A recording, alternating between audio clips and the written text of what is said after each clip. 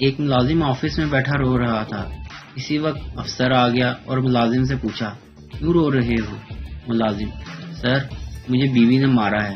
افسر، رویا نہیں کرتے، تم نے کبھی مجھے روتے ہوئے دیکھا ہے؟ شیخ سے بڑھ کر شیخ۔ ایک شیخ صاحب کے گھر کچھ شیخ رشتہ داران سے ملنے آئے۔ بیوی نے کچن میں شیخ صاحب کو بلایا اور بتایا کہ گھر میں چینی نہیں ہے۔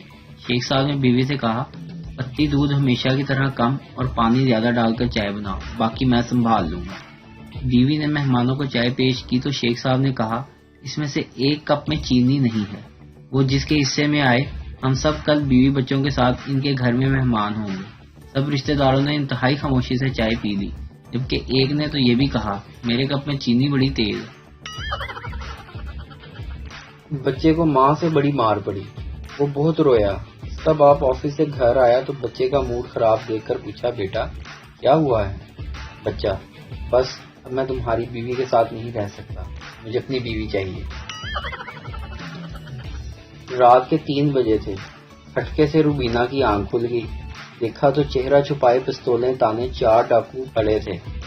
روبینہ کے شوہر کو انہوں نے باندھ دیا اور بچوں کو ڈرائنگ روم میں بند کر دیا۔ الماریوں کی تلاشی کے بعد کافی زیورات ملے اور خاصا کیش بھی۔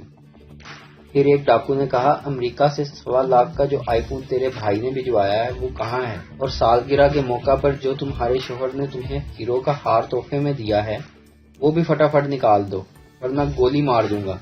روبینہ نے پوچھا، لیکن بھائی آپ کو یہ سب کیسے پتا؟ ڈاکو، ارے ہم تمہارے فیس بک فرینڈز جو ہیں۔ میاں اپنی بیوی سے، سبزی میں نمک نہیں ہے بیوی۔